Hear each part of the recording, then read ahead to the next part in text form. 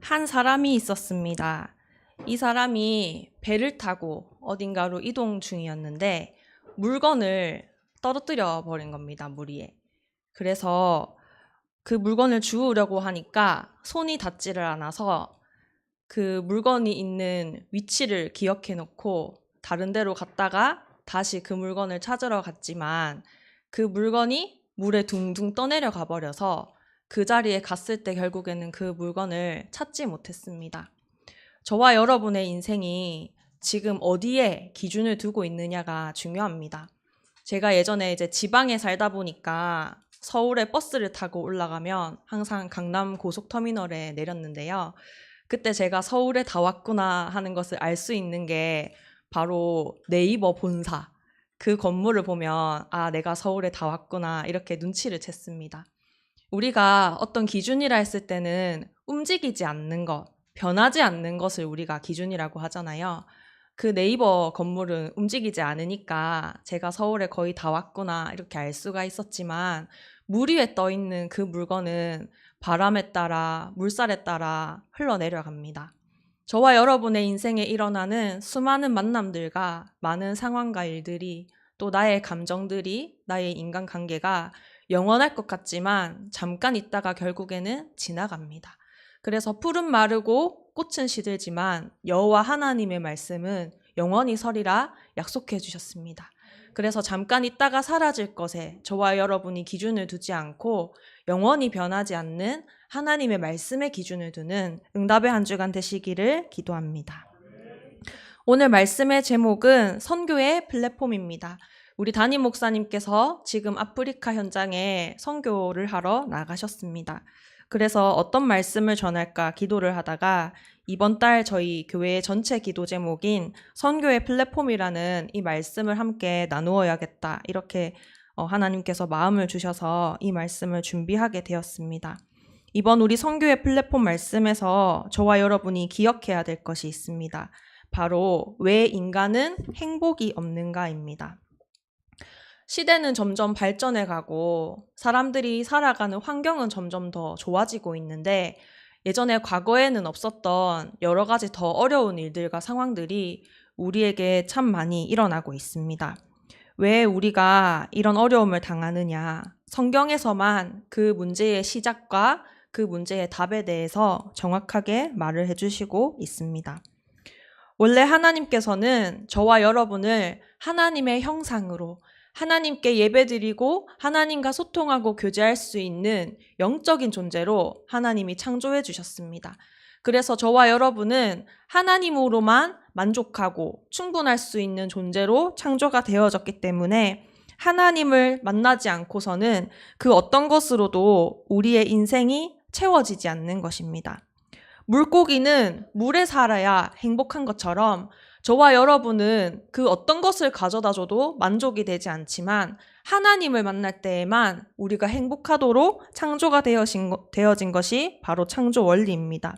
하나님께서 저와 여러분을 하나님의 형상으로 영적인 존재로 창조하신 이유는 하나님이 만들어 놓으신 이 천지 만물을 정복하고 다스리고 누리라고 하나님이 저와 여러분을 하나님의 형상으로 만들어 주신 것입니다.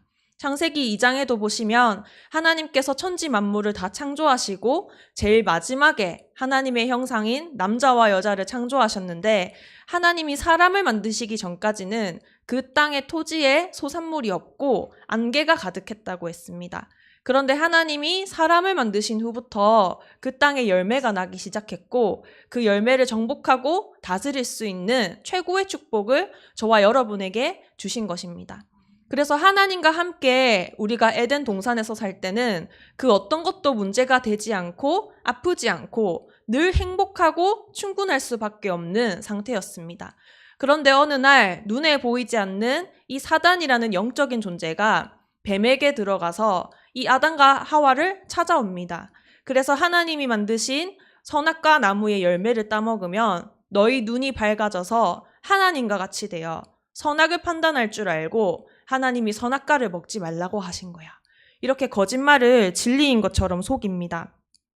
저와 여러분들이 현장을 볼 때에 그리고 나 자신을 볼 때에 우리가 어떤 눈으로 나를 보고 있는지 잘 점검하셔야 됩니다. 왜냐면 벌써 2022년이 10월이 벌써 돼가지고 이제 몇 달이 남지 않았는데요. 이 마귀가 어떻게 우리의 인생을 망하게 하느냐? 끊임없이 갈등을 가져다주고, 끊임없이 분쟁을 가져다주고, 끊임없이 어려움을 가져다줘서 저와 여러분이 진리에 서지 못하도록 하나님만 만나지 못하는 불신앙의 상태에 빠지게 만듭니다. 성경에서는 무엇이 죄라고 하느냐? 내 영혼에 하나님을 떠나 있는 그 문제, 그 상태를 죄라고 합니다. 요한복음 16장 9절에 너희가 나를 믿지 아니함이요. 이것이 바로 죄라고 했습니다. 그래서 저와 여러분이 이 죄의 상태에 있을 때는 내가 이상해서 뭔가 노력이 부족해서 그 상황과 그 문제가 아니라 문제가 안 생길 수밖에 없는 이상한 상태 속에 저와 여러분이 있는 것입니다. 이 죄의 친구가 뭐냐면 바로 저주와 재앙입니다. 내가 사람을 잘못 만나서 내가 뭔가를 실수해서 오는 문제가 아니라 눈에 보이지 않게 저와 여러분의 인생에 역사하고 있는 운명과 사주와 팔자가 있습니다. 그래서 이 상태로 저와 여러분들의 현장을 볼 때 어떻게 보느냐? 내가 가지고 있는 재산이 얼마나 되느냐? 학교에서 나의 성적은 어떤가? 그리고 나의 교우 관계는 어떤가? 내 성적표, 내가 살고 있는 집, 내가 타고 다니는 차, 나의 학벌, 사람들이 말하는 내 모습, 사람들이 나를 쳐다보는 그 눈빛, 사람들이 나를 좋게 평가하느냐, 안 좋게 평가하느냐. 우리가 뭔가 응답을 받으면 좋고, 뭔가 내가 조금 부족한 것 같으면 낙심이 되고, 늘 눈에 보이는 것에 좌지우지할 수밖에 없는, 후회할 수밖에 없는 인생입니다. 그래서 이렇게 내가 누구인지를 모르는 것이 바로 내 인생에 문제가 올 수밖에 없고, 내가 행복하지 않을 수밖에 없는 근본적인 원인입니다.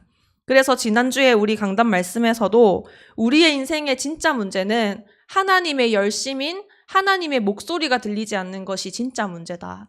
대부분 눈에 보이고 귀에 들리는 것이 진짜 문제라고 생각하지만 사실 우리의 인생의 진짜 문제는 바로 우리의 근본이 하나님으로만 충분하고 행복하고 만족할 수 있는 우리가 하나님을 떠나서 죄의 상태에 들어가는 것이 바로 우리의 진짜 문제입니다. 그래서 저와 여러분의 인생에 지금 어떤 상황과 환경이 주어졌더라도 어떤 문제를 해석하기 이전에 어떤 사건을 보기 이전에 먼저 우리의 근본을 볼 수가 있어야 됩니다. 그래서 저와 여러분이 내 힘으로, 노력으로, 내 방법으로 해결할 수 없는 것을 아시고 하나님께서 저와 여러분의 인생에 찾아오셨습니다. 모든 사람이 죄를 범하였음에 하나님의 영광에 이르지 못하더니. 저와 여러분이 죄의 상태 속에 있다는 증거가 뭐냐면 사람은 반드시 태어나서 한 번은 죽는다는 것입니다. 하나님을 떠나 있는 사람에게 이 죄의 문제가 들어옴으로 인해 영혼이 죽은 것, 영적인 죽음이 찾아온 데에서부터 우리의 모든 운명과 사주팔자가 시작되었습니다. 그래서 저와 여러분의 인생의 그 흑암의 문제는 우리가 아무리 소리를 지르고 아무리 눈물을 흘려도 우리가 어떤 좋은 조건과 스펙을 갖추더라도 우리의 노력과 방법으로는 해결되지 않는 것입니다. 그래서 하나님께서는 이 땅의 모든 사람들이 이 흑암 가운데 다 재앙과 저주 속에 고통당하고 있기 때문에 이들을 살리기 위해서 오늘도 저와 여러분들을 원하셔서 이 자리에 불러주셨습니다. 그리고 우리의 수준으로, 우리의 노력으로 되어지지 않는 것을 아시고 하늘과 땅의 모든 권세를 가지고 지금 저와 여러분과 함께 하신다고 약속하셨습니다. 그래서 이 하늘과 땅의 권세는 바로 예수 생명 속에 있는데 우리가 예수님을 그리스도로 영접하고 하나님의 자녀가 된 그날 이후로 이제 우리의 안에는 망할 수밖에 없는 나는 죽고 영원히 살 수밖에 없는 예수님이 우리 안에 생명으로 함께 거하고 계십니다. 참 빛 곧 세상에 와서 각 사람에게 비추는 빛이 있었나니. 우리의 인생에 하나님, 이 참 빛이 없어진 사건 때문에 문제가 생기기 때문에 하나님이 우리의 인생에 역사하는 흑암을 무너뜨리기 위해서 참 빛으로 오신 것입니다. 그리고 예수 능력입니다. 우리의 인생에 와 있는 이 문제는 사람의 노력과 방법으로는 절대로 해결할 수 없는 문제이기 때문에 하나님께서 그리스도로 이 땅에 우리를 만나러 찾아오셨습니다. 예수 그리스도가 누구시냐? 예수님 이름의 뜻은 그들의 죄에서 저희를 구원할 자, 우리 인생의 구원자로 오셨습니다. 그리고 그리스도라는 단어의 뜻은 뭐냐면 모든 문제 해결자라는 뜻입니다. 예전에 구약 시대에는 왕, 선지자, 제사장 세 가지의 직분의 일을 하는 사람들에게 기름을 부어서 중요한 일을 하는 사람이다 이렇게 구별을 했습니다. 선지자는 어떤 일을 하셨냐? 우리의 인생의 문제는 답이 없는 문제고 길이 안 보여서 눈앞이 캄캄해지는 문제입니다. 어디서부터 오는지도 알 수가 없고 언제 이 문제가 끝날지 막연한 문제입니다. 그래서 이 길이 없는 문제에 하나님께서 우리를 만나러 오셔서 내가 곧 길이요 진리요 생명이니 나로 말미암지 않고는 아버지께로 올 자가 없느니라. 우리의 인생에 하나님을 만날 수 있는 유일한 길을 열어주신 것입니다. 그리고 우리의 인생에 죄로 인해서 오는 저주와 재앙, 운명과 사주와 팔자의 문제가 있습니다. 이 문제를 해결하시기 위해서 예수님이 십자가에서 저와 여러분을 대신해서 돌아가신 것입니다. 우리의 죄가 얼마나 큰 죄냐면 하나님이 직접 죽으셔야지만 해결될 만큼 아주 큰 죄인 것입니다. 그래서 지난주 우리 강단에서도 노예로 묶여있는 증거가 그 어깨에 멍에를 메고 있다고 했는데요. 저와 여러분이 수고하고 무거운 짐을 지고 있는 것, 묶이고 매이고 잡힌 그것을 내 힘으로 절대 해결할 수 없기 때문에 유월절 어린 양의 피를 그 문설주에 바를 때 죽음이 넘어간 것처럼 저와 여러분이 예수님을 그리스도로 영접한 그 순간 저와 여러분의 모든 죄와 저주와 재앙이 완전히 끝이 났습니다. 그리고 우리의 운명과 사주팔자를 가지고 한평생 종노릇 당하게 만드는 그 마귀의 일이 있습니다. 이 마귀의 일을 저와 여러분의 힘으로 노력으로 해결할 수 없기 때문에 하나님이 하나님의 아들로 이 땅에 찾아오셔서 마귀의 일을 멸하셨습니다. 모든 사람이 영적 죽음 속에 죽음의 세력을 잡은 자, 이 마귀에게 매여서 한평생 종노릇 당하고 있기 때문에 그 종노릇을 완전히 끝내시기 위해서 하나님이 우리가 아직 죄인 되었을 때에 하나님의 사랑을 확정하시기 위해서 여자의 후손으로 하나님의 방법으로 저와 여러분을 찾아오신 것입니다. 그래서 이번 주에 여러분과 제가 만나는 모든 만남 가운데 모든 사건과 문제와 여러 가지 내 힘으로 해결되지 않는 그 상황 속에서 이 예수님을 그리스도로 만날 때에만 이해가 되지 않던 그 불안함과 두려움, 갈급함, 외로움이 완전히 해결됩니다. 그리고 이 하나님을 만날 때에만 진짜 내가 누구인지를 알게 됩니다. 우리가 지금 강단 말씀에서 계속 이사야 선지자에 대한 말씀을 받고 있는데 하나님께서 이 이사야에게 사명을 먼저 주시기 전에 보좌의 축복을 보여주셨습니다. 하나님께서는 지금 시공간을 초월하시는 보좌의 능력으로 저와 여러분과 함께하고 계십니다. 우리가 어떤 모습과 어떤 상황 속에 있을지라도 하나님의 언약을 정확하게 붙잡는 이 시간에 하나님은 우리의 현장에 지금 이 시간 역사하실 줄 믿습니다.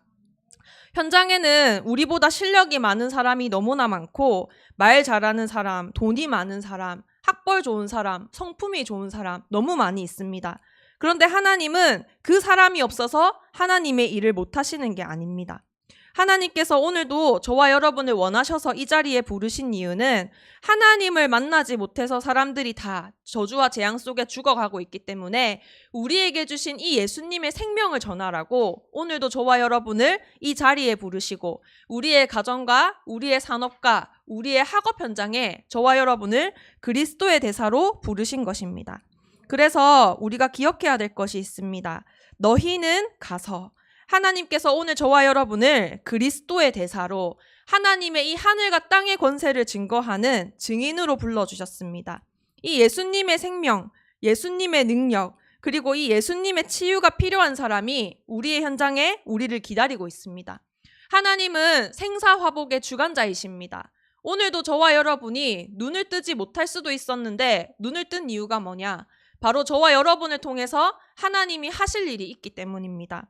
우리가 세계복음화라는 단어를 들었을 때 너무나 거창하고 사실 막연한 것 같지만 세계복음화는 바로 내가 있는 이 현장이 선교지이고 내가 바로 하나님의 이 복음을 들고 가는 현장 선교사라는 이 사실을 깨달을 때에 우리의 산업 현장이 우리의 가정과 학업과 우리의 후대 현장이 바로 세계복음화 선교의 현장임을 우리가 알게 됩니다.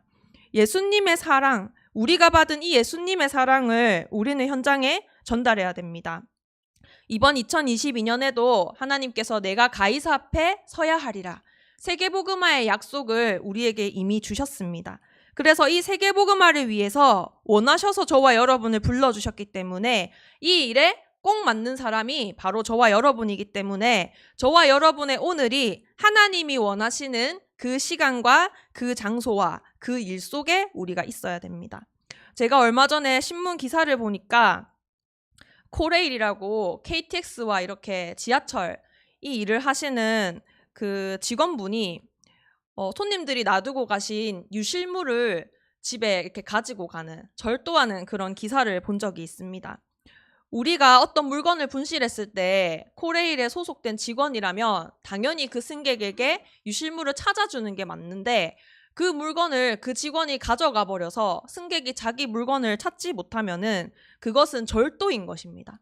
하나님이 저와 여러분을 그리스도의 대사로 부르셨다는 것은 저와 여러분에게 어떤 실력과 훌륭한 모습이 필요한 것이 아니라 나에게 맡겨주신 그 복음을 그대로 전달하기만 하면 되는 것입니다. 그런데 이것을 내가 받아야 될 그 사람에게 전달하지 않고 그 사람의 것인데 내가 가지고 있다. 그것은 어떻게 보면 절도인 것입니다.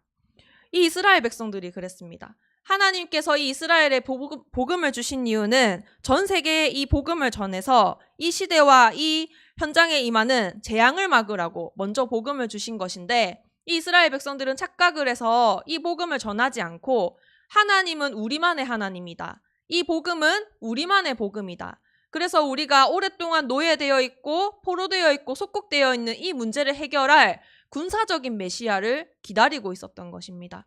그래서 이 이스라엘이 이 복음을 전하는 사명을 놓쳐버리니까 하나님은 원래 주셨던 그 말씀을 성취하시기 위해서 이스라엘을 노예로, 포로로, 속국으로 흩으셔서 이 복음이 전해지게 하신 것입니다.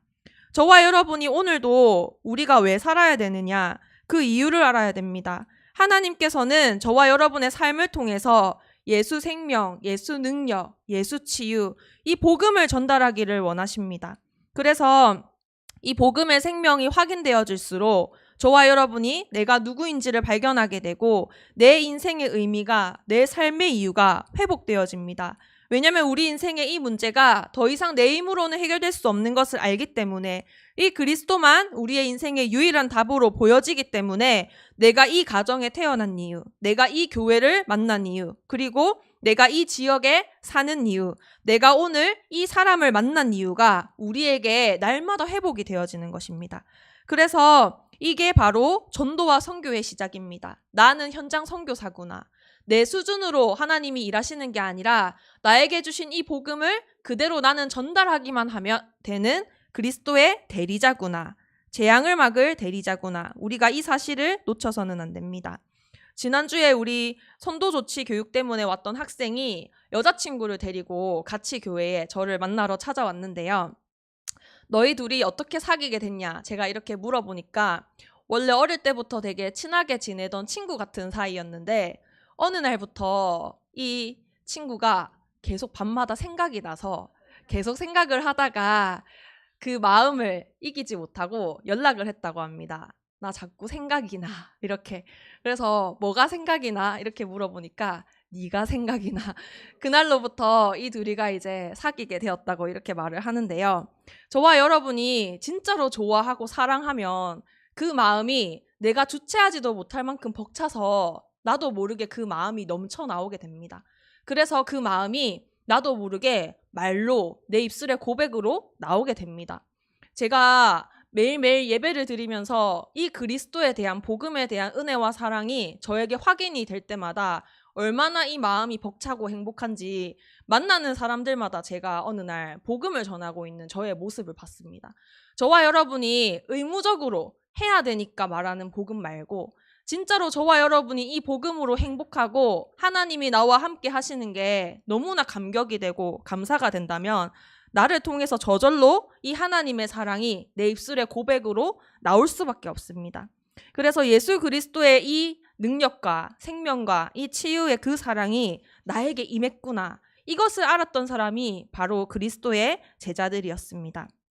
그래서 이렇게 하나님이 함께 하시는 이 축복을 알고 내가 누구인지를 알고 그리고 오늘도 나의 하루가 왜 주어졌는지 하나님의 이유를 아는 사람은 그제서야 내가 진짜 누구인지를 알게 되고 이제까지 이해되지 않던 나의 모든 것이 이해가 되어지고 나의 모든 것을 용서할 수 있는 힘이 생깁니다. 그리고 내 과거와 현재와 미래가 복음 안에서 받아들여지게 됩니다. 우리에게 있어서 인간관계의 문제는 사실 내 문제입니다. 상대의 문제가 아닙니다. 나의 모든 관계가 무너져 있는 그 시작이 바로 하나님을 떠난 데에서부터 시작이 됩니다. 그래서 내가 복음 안에서 이해가 되어지니까 내가 만나는 그 사람도 이해가 되어지고 나에게 이런 일들과 이런 문제가 이런 상황이 생길 수밖에 없는 그 이유도 발견이 되어지는 것입니다. 그때 나의 모든 것 속에 함께 하시는 하나님, 나의 모든 것을 통하여서 협력하여서 선을 이루시는 하나님이 발견되게 됩니다. 그리고 우리의 모든 것을 우리가 오직으로 복음의 눈으로 볼 때에 상대를 복음의 눈으로 보고 나의 모든 것을 복음의 눈으로 볼 때에 여기에 이유가 있구나. 오직 유일성이 발견되어져서 야곱이 이스라엘로 완전히 재창조되었던 것처럼 저와 여러분의 환란이 이제는 나를 살리고 나의 모든 현장을 살리는 생명운동의 발판이 되어지는 것입니다.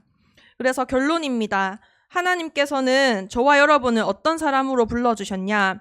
자기와 함께 있게 하시고 또 보내사 전도도 하며 귀신을 내쫓는 권능도 가지게 하려 하심이러라. 이 세상에는 다른 것이 필요한 것이 아니라 이 예수 생명, 예수 능력, 예수 치유만 필요하기 때문에 이 언약으로 그리스도로 모든 것을 끝내고 이 끝을 알기에 새롭게 시작할 수 있는 이 복음만 전하는 남은 자로 하나님이 저와 여러분을 불러주셨습니다. 제가 성경에서 가장 좋아하는 성경 구절이 있는데 바로 예레미야서 20장 9절의 말씀입니다. 내가 다시는 여호와를 선포하지 아니하며 그의 이름으로 말하지 아니하리라 하면 나의 마음이 불붙는 것 같아서 골수에 사무치니 답답하여 견딜 수 없나이다. 이번 한 주간 저와 여러분이 이 예수가 그리스도이신 복음을 전하지 않고는 견딜 수 없는 그 하나님의 마음이 저와 여러분의 인생에서, 가정에서, 산업에서, 후대 현장에서, 교회 현장에서 회복되기를 기도합니다. 우리 목사님께서 결론으로 주셨던 성경 구절이 바로 시편 2편 7절의 말씀입니다. 내가 여호와의 명령을 전하노라. 여호와께서 내게 이르시되 너는 내 아들이라 오늘 내가 너를 낳았도다. 내게 구하라. 내가 이방 나라를 내 유업으로 주리니 내 소유가 땅끝까지 이르리로다. 하나님이 저와 여러분에게 주신 최고의 명령이 바로 저와 여러분을 자녀 삼으시고 우리가 어떤 상황과 환경 가운데 있을지라도 우리와 항상 함께 하신다는 것입니다. 그리고 이 전 세계 237개 나라, 미전도 5천 종족과 이 제주도 70만 모든 도민을 저와 여러분이 상속받을 유산으로, 기업으로 하나님이 우리에게 주셨습니다. 우리의 인생은 늘 후회밖에 없지만 나의 수준과 나의 노력은 늘 망할 수밖에 없지만 나의 현장이 선교가 되어질 때 이 하나님의 기업은 절대로 망하지 않고 절대로 부족함이 없습니다. 그래서 하나님께서 저와 여러분에게 땅끝까지 가라 명령하셨습니다. 이것이 바로 저와 여러분이 붙잡아야 될 우리의 수준이고 우리의 기준이고 우리의 목표입니다. 내가 왜 이렇게 안 바뀌지? 나는 왜 이렇게 되는 게 없지? 나의 상황과 환경이 왜 이렇게 힘들지? 아무리 고민해도 그 상황이 바뀌지 않습니다. 그런데 하나님이 생명이 살아나는 그 세계복음화의 대열 속에 전도운동과 선교운동의 후대운동의 대열 속에 저와 여러분이 있을 때 우리의 현장은 변하게 됩니다. 왜냐하면 지금도 눈에 보이지 않게 성령 하나님께서 역사하시기 때문입니다. 그래서 성령이 역사하시는 그 선교지가 바로 나의 오늘, 나의 가정, 나의 산업, 나의 후대, 학업의 현장이 되어야 될 줄 믿습니다. 그래서 이 복음 말고는 답이 없구나. 이것을 아는 이 남은 자에게는 우리가 가서 만나는 모든 사람의 운명을 바꿔주고 그 사람의 신분을 바꿔주고 참된 권세를 전달하는 순례자로 서게 됩니다. 이 순례자는 모든 것이 다 지나가는 것이고 이 복음만 영원히 남는 것을 알기 때문에 모든 것을 초월하는 하나님이 위에서부터 주시는 힘이 회복이 됩니다. 그리고 이 복음을 전부 다 가치 없게 여기기 때문에 이 사람에게는 경쟁자가 없습니다. 아무것도 문제가 되지 않는 정복자의 자리에 서게 되는 것입니다. 이 사람이 우리가 속해 있는 이 70군데 현장에 영향을 줄 수 있는 정말로 그리스도의 제자로 서게 될 것입니다. 오늘 우리 여기 주보에 적혀 있는 누가복음 10장 17절 20절에도 70인이 기뻐하며 돌아와 이르되 주의 이름이면 귀신도 우리에게 항복하더이다. 그런데 예수님은 이것으로 기뻐하지 말고 우리의 이름이 하늘에 기록된 것으로 기뻐하라 말씀해 주셨습니다. 더 이상 우리에게는 그 어떤 응답도 필요하지 않습니다. 이미 우리가 십자가에서 모든 문제가 다 끝났고 하나님의 자녀로 우리가 구원받았기 때문에 더 이상 우리에게는 이 그리스도 말고 다른 것이 필요하지 않습니다. 진짜로 이 그리스도로 충분하고 완전하고 이 그리스도만이 내 인생의 모든 것임을 발견하게 될 때에 내가 구하지 않아도 우리의 무너진 모든 현장을 하나님은 반드시 회복시키실 것입니다. 그래서 저와 여러분의 현장에는 이 복음이 필요한 한 사람이 저와 여러분을 기다리고 있습니다. 그리고 저와 여러분과 함께 이 복음을 전달할 그리스도의 제자가 저와 여러분을 기다리고 있습니다. 우리의 모든 현장에서 이 그리스도의 제자를 찾아 세우는 70인의 응답을 받는 우리 대정임마누엘 교회 온 전도자들이 되시기를 기도합니다. 우리 이 시간 오늘 받은 말씀 붙잡고 합심으로 기도하겠습니다. 하나님, 나에게는 다른 것이 필요한 것이 아니라 이 예수 생명, 예수 능력, 예수 치유가 필요합니다. 나의 이 그리스도가 필요한 한 사람이 오늘도 나의 현장에서 나를 기다리고 있습니다. 정말로 나의 인생을 바꾸신 그 그리스도가 필요한 그 사람과 그 현장과의 만남이 저와 여러분의 현장에 회복되어져서 나의 오늘이 나의 가정과 나의 산업과 나의 후대의 현장이 선교 현장, 세계복음화의 현장이 되게 하여 주시옵소서. 합심으로 기도